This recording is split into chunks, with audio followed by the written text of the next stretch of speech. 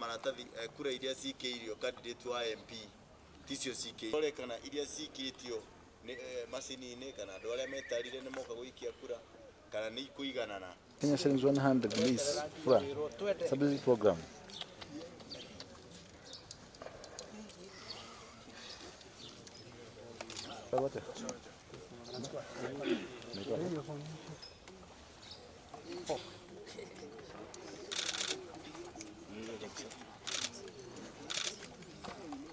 Maisto he maitho kidogo Wewe dai.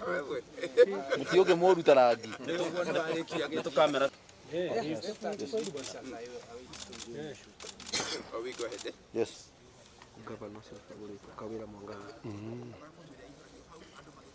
Fortunately, in Kiambu, we went to elections and everybody was optimistic that we're going to get the leaders that we deserve.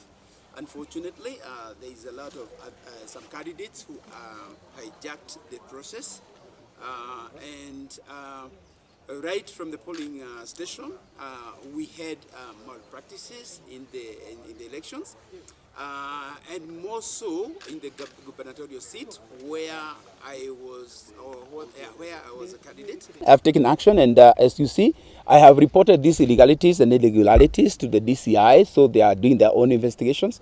I have also given this letter to County Returning Officer, Mr. Arnold Mutwiri. I've just delivered that letter to him, and have said everything, including the stations that the illegalities were happening.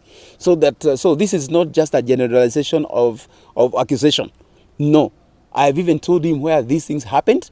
In fact, one of these complaints has been acted on in Rari.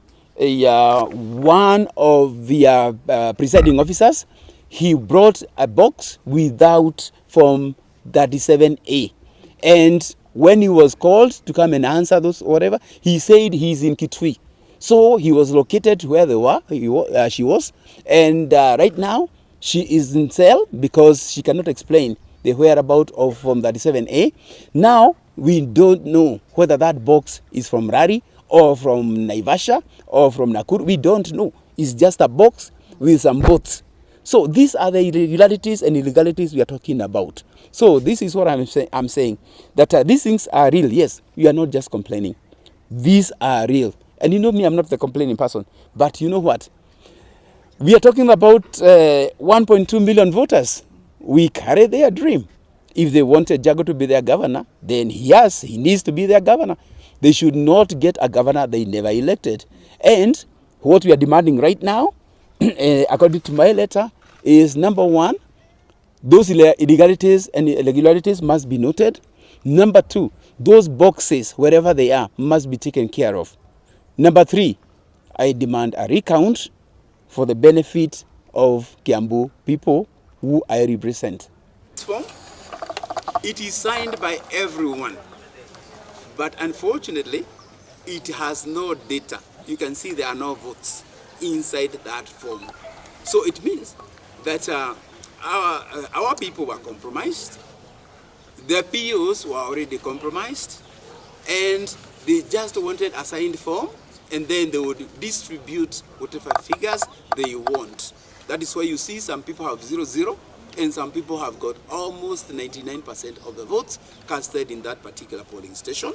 So if you go to another one, you can see that my votes, 200 and something, were cancelled and given to somebody else. Okay? And then you can see the first row, where the first candidate was supposed to have his votes. Is 0, is nothing. The first row has nothing. And then the second one has 0-0. And the third one, which is myself, I was supposed to have, you can see it is a 300 and something. It was cancelled and the 3 was made to a 0. And down there, now the UDA candidate was given my votes. And you can see, shamelessly, they just cancel on that form. And then they do, and they write their own thing. Yeah? So it's shame, and it is also stamped, IBC. Yeah? And this stamp is for the deputy clerk. You can see that. I mean, deputy PO, DPO. And if you look at where we are supposed to sign here, so basically again, yeah, this form, they omit some people, so only some people would sign in this form. You find that some of these forms are actually signed by MCA agents, while they were supposed to have been signed by gubernatorial agents. Irregularities and illegalities is crazy, I can tell you this. Cancellations. In fact, what I'm showing you here is just a tip of the iceberg. Just a tip of the iceberg. All these are cancellations. All these are cancellations. So, just the tip of the iceberg. But the biggest, I can tell you the biggest risk is not even here. The biggest risk is on the forms that were filled properly without cancellations, but actually those were not there. The distribution was done because people were compromised. So that is the biggest. This is a letter that I have written to DCI, and I explained to the DCI what kind of issues and illegalities that we are having. So this is a letter. I complained, it's a complaint section. So I complained to the DCI, and DCI has taken this very, very seriously. And basically, most likely, you are going to see people going to jail, or rather people getting interrogated, because, again, the law says, apart from having this responsibility resting with IEBC, the particular employee bears responsibility. So basically, let me also advise and address those IABC officials that are being used to do this kind of a job. Please be ready. The government is coming for you. Authorities are coming for you. You cannot do an illegality and sit pretty because you think IABC is going to carry your burden. No, your burden belongs to you, and the authorities will come for you. Definitely, that is the idea. So whatever they do today or tomorrow or the day after, either they declare him as a governor. Again, we have joined hands with all the other candidates. By the way, all the other candidates, because they feel totally aggrieved like I am. So, and it does not matter whether you lost or you won. All what we want to know is what our rightful votes. So, number one, we have agreed that we are going to join hands and we are going to court to have an injunction so that we can be able to demand for a recount.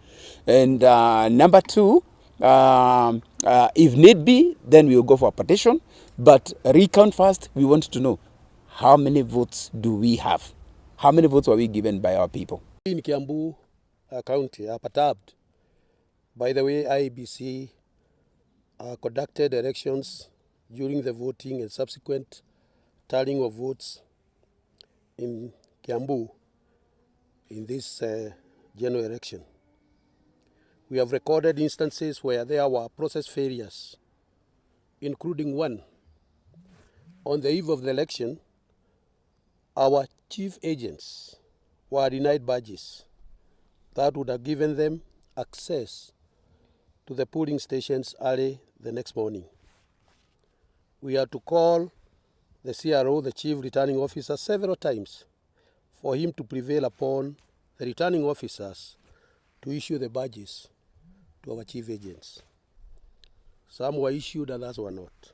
When the polling started the next day, again, our agents practically across the whole county were denied entry into the polling stations by the POs, that's presiding officers.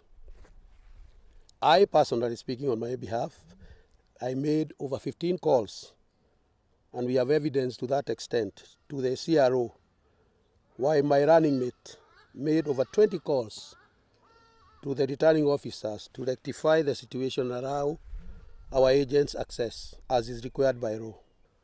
There were instances where our agents were denied entry as long as 4 or 5 hours.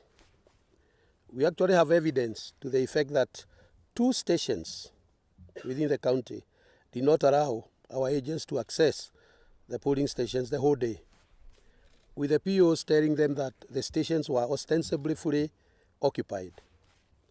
In a situation where voting goes ahead in the forced absence of one set of agents, then a process failure automatically results, and subsequent results are obviously not free and fair. We have reported incidences in Raleigh where some parties alleged that some Form 37A, that's for the governor, were not inserted in the ballot box. As a result, the IEBC officials opened the box ostensibly to check whether the forms were inside. Question is, under what circumstances do you open a ballot box? Who should be there to witness such an action? And in the first place, why was Form 37A missing in the ballot box?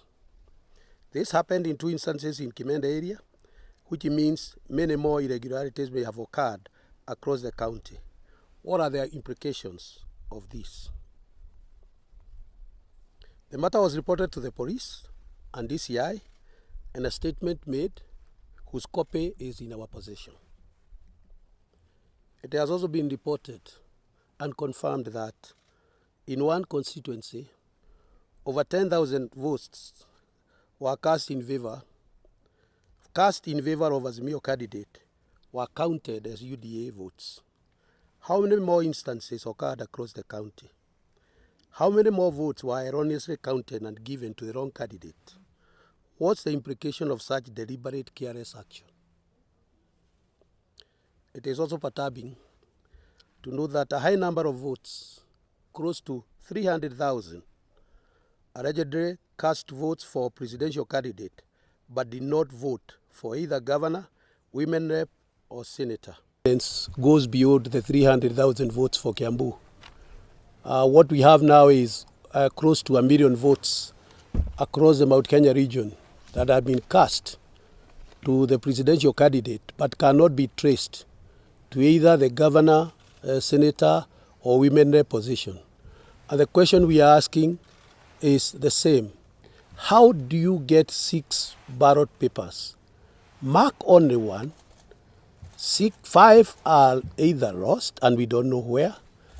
They cannot be accounted for. What would be the implications of that?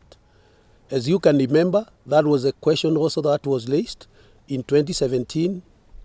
And as a result of that, the court ruled that the elections were not free and fair.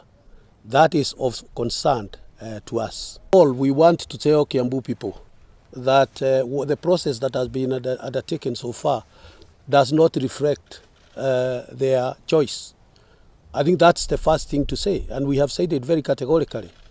Out of the instances that we have quoted here, we cannot be able to recognize the leaders as announced by IEBC. That's the first thing.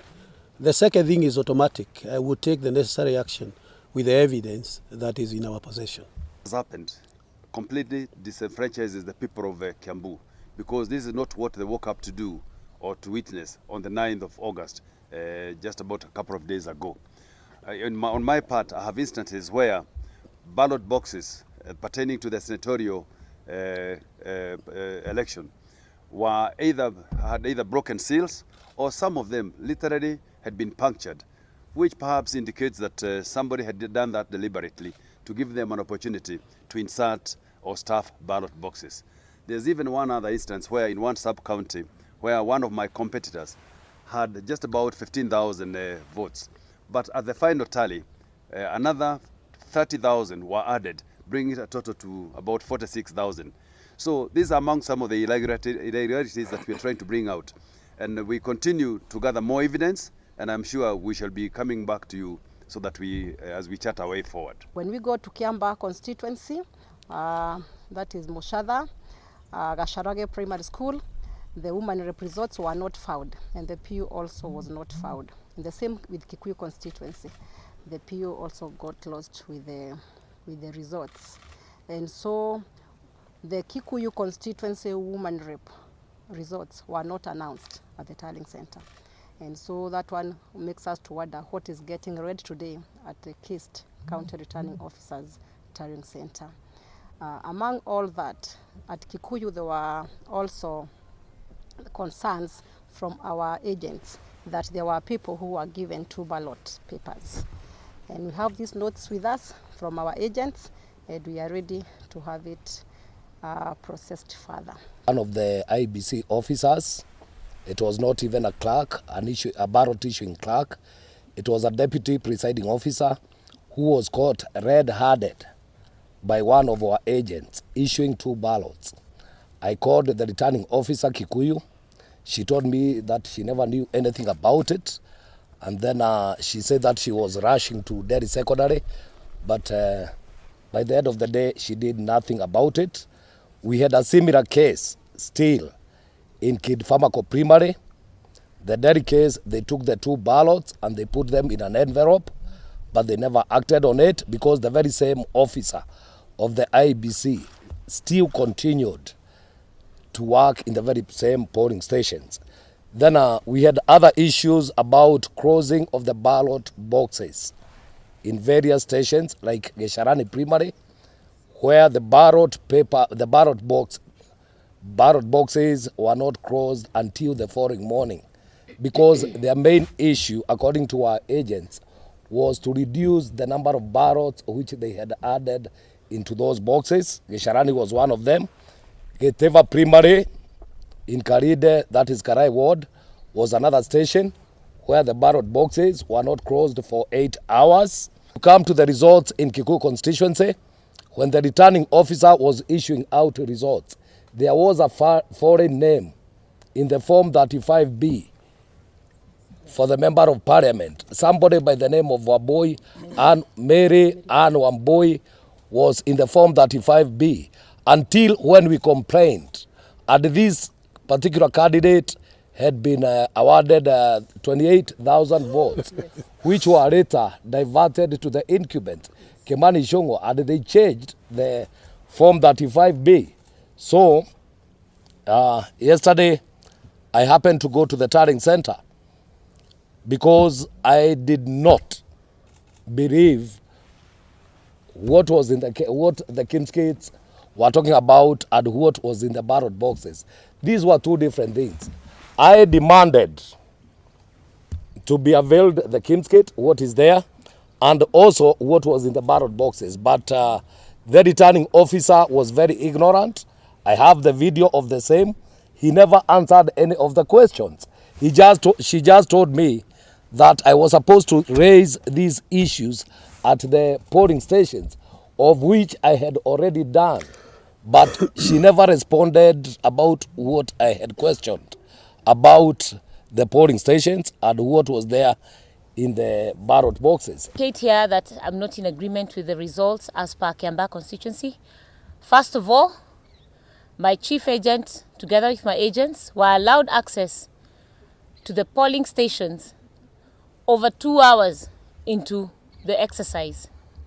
I called the RO. I asked her, please give my people access.